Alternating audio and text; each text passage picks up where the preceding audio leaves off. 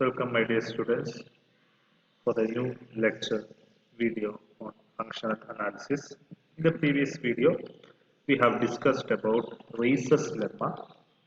Now, in this video, we will be discussing about some consequences of the Reis's lemma, especially a criteria to establish the finite dimensional normed spaces. So, this is a criteria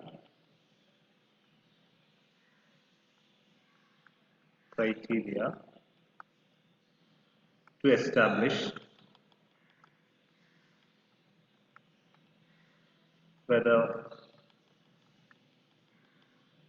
a space is finite dimensional or not. This is a criteria. So we will state as a theorem.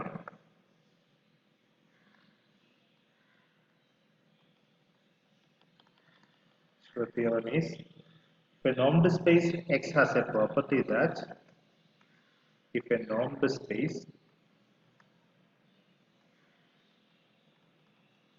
X has a property that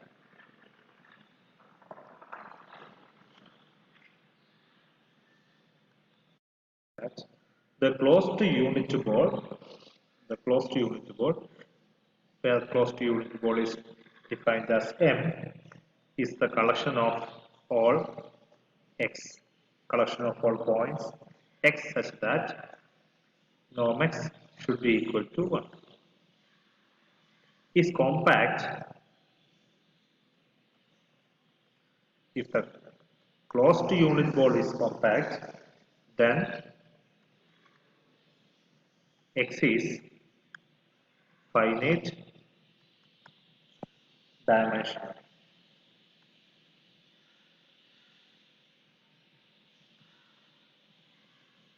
So this theorem states that, so if you are given with a normed space, and in order for you to establish that it is finite dimensional, you only have to look that the unit ball set of all X such that norm X is equal to 1, which is the unit ball. If the unit ball is compact, then it is finite dimensional. If the unit ball is not compact, then it is not finite dimensional. So this is the criteria to establish an arbitrary space is finite dimensional or not. This is actually a consequence of Reis's lemma. So let's move on to the proof. So proof. So what we have to establish is that we have to assume that M is compact. Then we have to prove that X is finite dimension. This is what we have to do.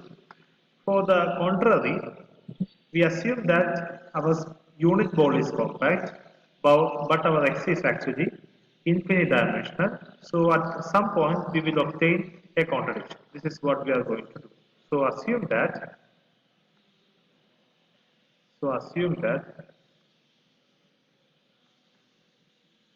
M is compact, and we have to prove that X is finite dimensional. On the contrary, we assume that X is infinite dimension, but we assume that dimension of X is actually infinity. Okay. So our objective is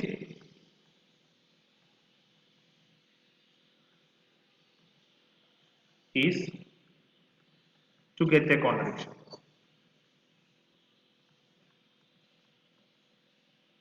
Okay, so that this statement is wrong. So whenever X is compact, whenever M is compact, the space is actually finite dimension. So moving on, choose a point x1 such that norm x1 is equal to 1. The point always exists. Now, associated with this x1, we define a subspace of x. So now, what we have to do is, So now choose a one-dimensional space, one-dimensional subspace x1, which is actually spanned by this element of x.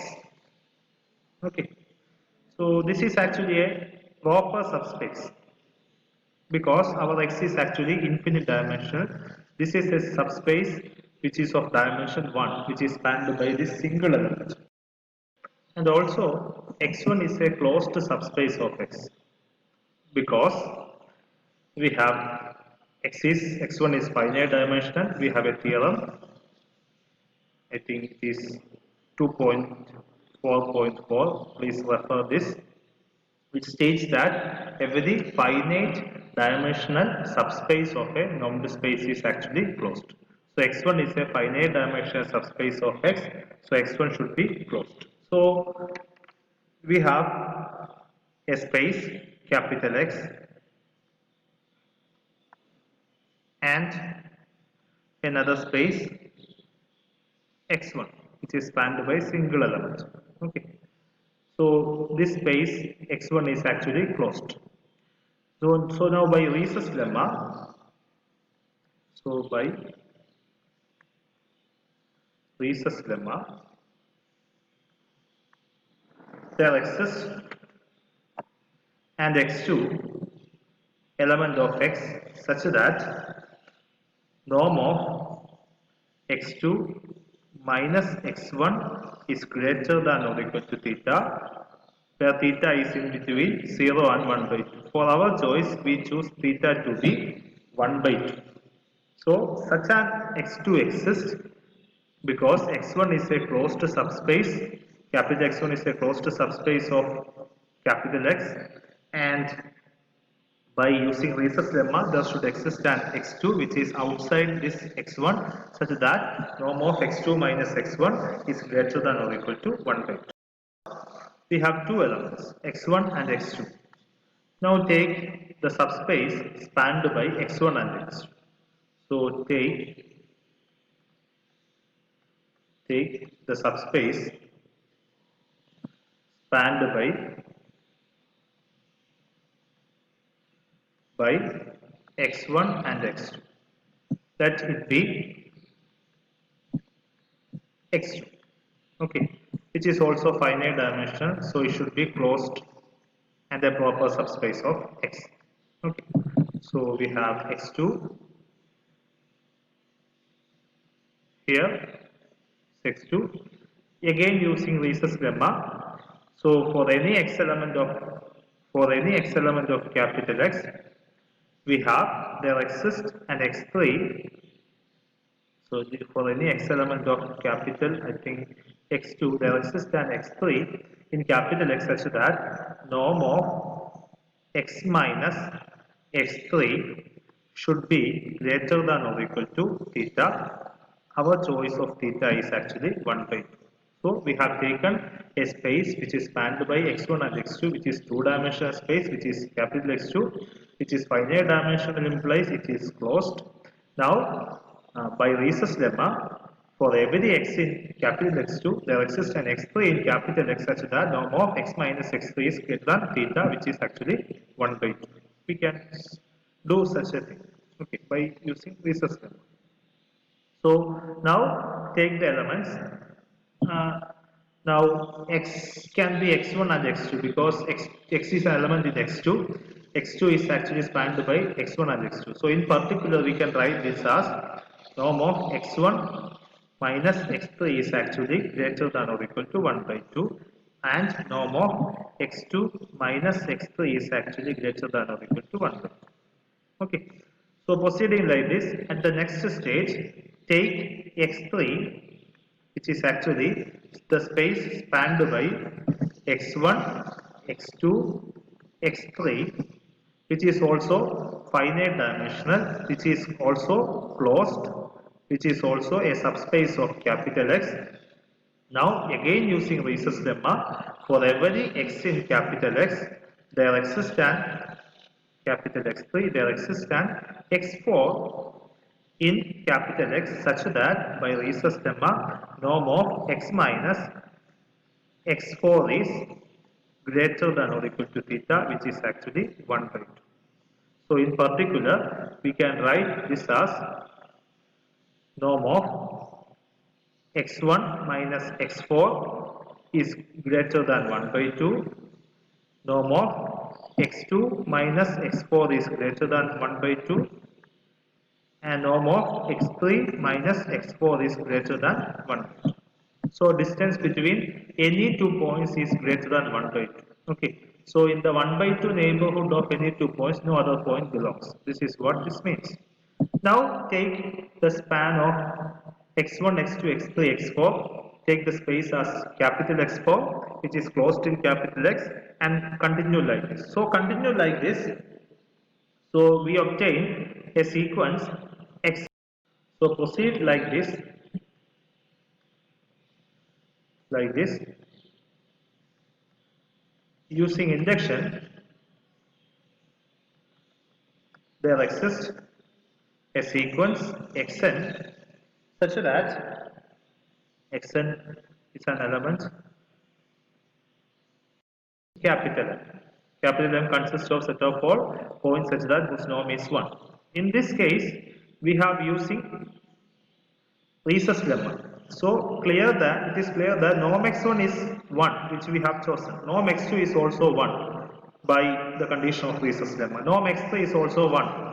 Norm x4 is also 1. Norm x5 is also 1, and so on. This sequence, every term in the sequence, norm xn should be equal to 1. And also, we have any two distinct points in the sequence should be greater than, norm of those terms should be greater than 1 by 2.